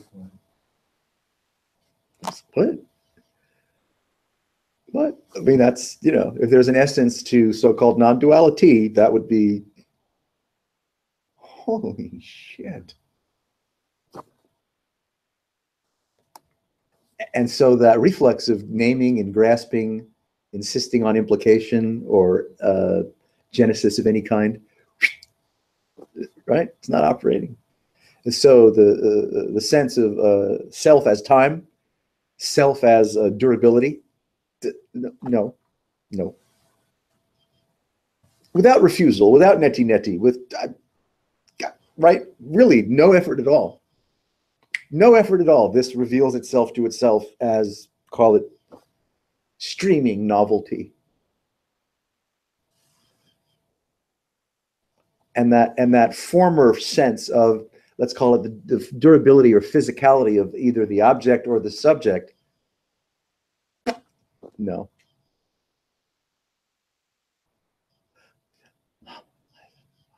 Yeah, you just keep going deeper and deeper into streaming novelty. Yeah.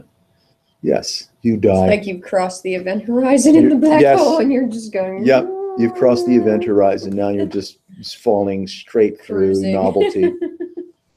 Yeah. Cruising through novelty. Yeah, that's right. Surfing, cruising through as novelty. And that is, Ramesh used the word unicity, because you're not stopping off for coffee at the object shop. You're not gassing up at the subject stop. There's no brakes. There's no clinging.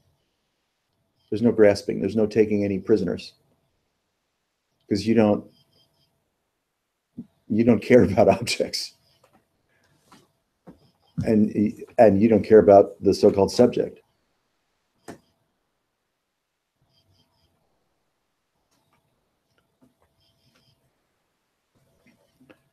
So they say.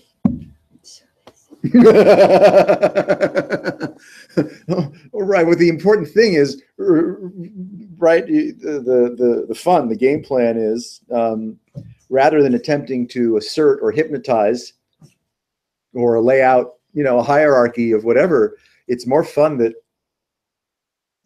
this is direct encounter, this is you, this is this, and you don't need a cosmology, an explanation, an on-ramp, nothing, because you're done. You graduate. You graduated. You graduated from what? I don't know. You can't even remember what you thought you once were. And it doesn't bother you. No. That's Because right. you don't care about yourself. That's like, Yeah. I didn't see that part coming. Now we can appreciate from the inertia of being someone, if I were to start dowsing with novelty, the contrast could be either thrilling, like I'm telling everybody I'm enlightened, I got to put up a new website, or Terror. not. Terror, sure, any manner of reflex or response to depersonalization can show up. One becomes, I don't know, a little more casual and acquainted with then, right? It doesn't have to be so demonstrative. Who are you going to convince of this? Who are you going to convince of this? Fuck, that's not going to happen. Why would you care to You- even really put forth that much effort? Yeah. I mean, if you do, that's great. If you do, that's great. That's Good right. for you. If you can make a living, that's even better. It's fun. I mean, that's what makes it what we do, so pure. But, and, He I just mean, used the really, word pure. compared to, Interesting way to well, describe it. I'm just bucking the chops, dude. I get what you're saying. I don't want a window dressing. yeah, Dog there you, work. okay. Yeah, don't use the Pure word white pure though. bliss Don't subject. no. Just fucking pure white bliss, man. Night Sky White Sangha. stupidity. Pure white bliss. It's a suppository of pure white bliss. I hope it's an LSD But, suppository. when I, Pure white bliss. I'm in. I'm going to dial that in. I go so crazy with, some of these scenes that I run into, Note to self, beware of muggles. Yeah, well, a friend of mine, he's been a Oh, boy. preacher and all that his whole life, and he just kind of wants to help people, And when there's avenues to go deep, he'll go deep until somebody says, "Hey, wait, whoa, what about this? What about that?" And he won't do it. He's so willing to help Yes. that he won't set the example. Right. So he's going to help them in their difficulties. Sure. And he is helping them in a way. I hope so. But the potential seems to be there, And it's like, come on, live the potential. Yes. I've talked about this guy. Yes. Similar tones. Just how you refer to your alter ego. Yeah. That's really, it's me. That's right. Francis, the pink bunny. minutes.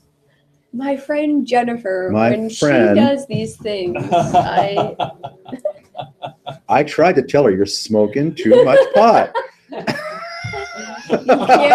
you'll be talking and She like just blew me off. mid-sentence, you just like forget what you're saying. You know, I told her. It's just- Jen,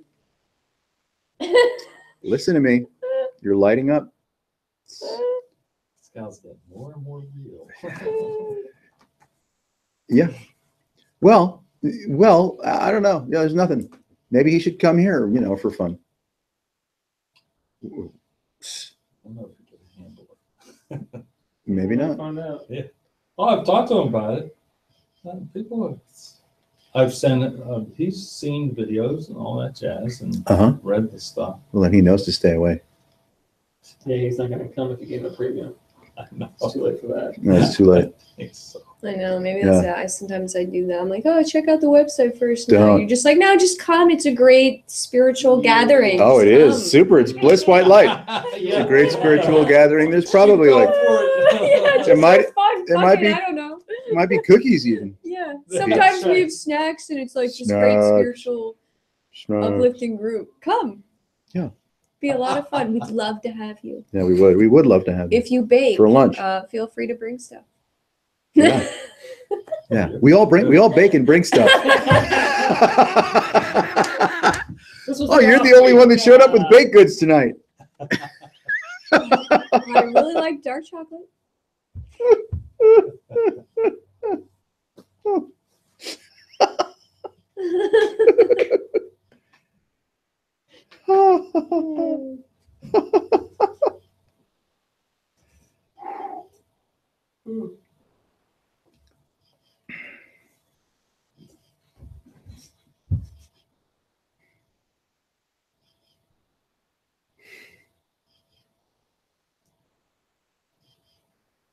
The delight that one can find in objects or subject, sensuality, sentimentality, spiritual visioning, emptiness, call it what you will. All of that delight, you could say, is real. Okay, yeah. But as you keep falling or zipping down back wherever, then even the reliance, let's say, or the fondness of sipping bliss from objects, boy, that starts to go. And then you're not sipping bliss from objects anymore. You're not sipping bliss from what you're going to do with or about yourself in an imaginary future.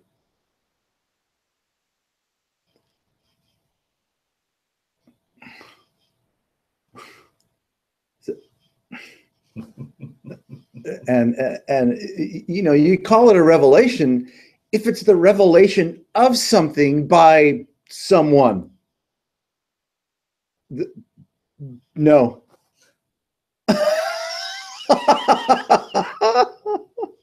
You naturally wean yourself from sipping bliss from objects. You've heard the word, of course, we all have, of revelation or something. But even that becomes absurdly moot. And then as this has always been, if there has been and always been, and I don't think there has been and always been. To say there's been and always been is a tall order. There's just, if you want to say this has always been, knock yourself out. But now you sound like Neil deGrasse Yeah. or somebody. Where are you? What do you mean this has always starting? been? Okay. Quit making stuff up. Yeah, that's right. You're like, this has always been. Thanks for sharing. I don't really give a fuck. Okay, this has always been. You're like, you're not sipping bliss from objects anymore, and it's just all in.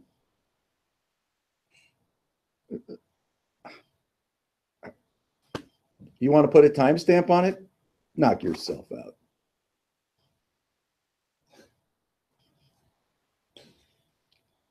Mine was like time cards, you know. Get out my Okay. animal cards. Clock out, clock in, Clock in, clock out. clock out. I want to be the badger.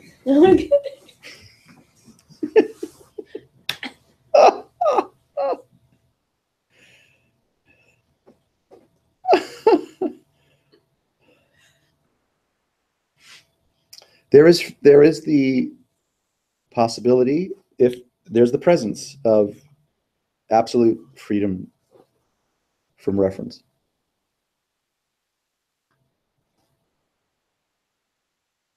And it is possible for someone who's got a natural proclivity for a little bit of adventuresomeness to discover it.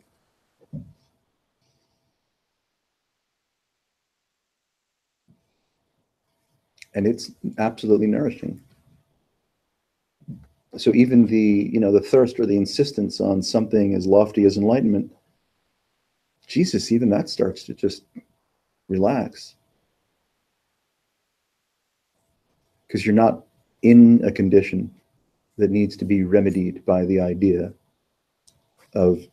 You've outgrown that idea completely. You've It's like a outgrown- little kid. You're like, oh, that was cute. Oops. Yeah. Just, you know. Oh, you guys are into enlightenment? Hey, that's cool. I was too for a while. Yeah.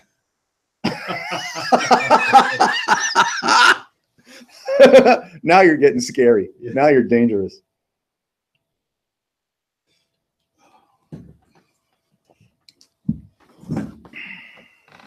See a little sliver here. Chat room. Hey, thanks for joining us, everyone. It's 9:29. I'm sure you've had enough of me. I certainly have had enough of you. And good night.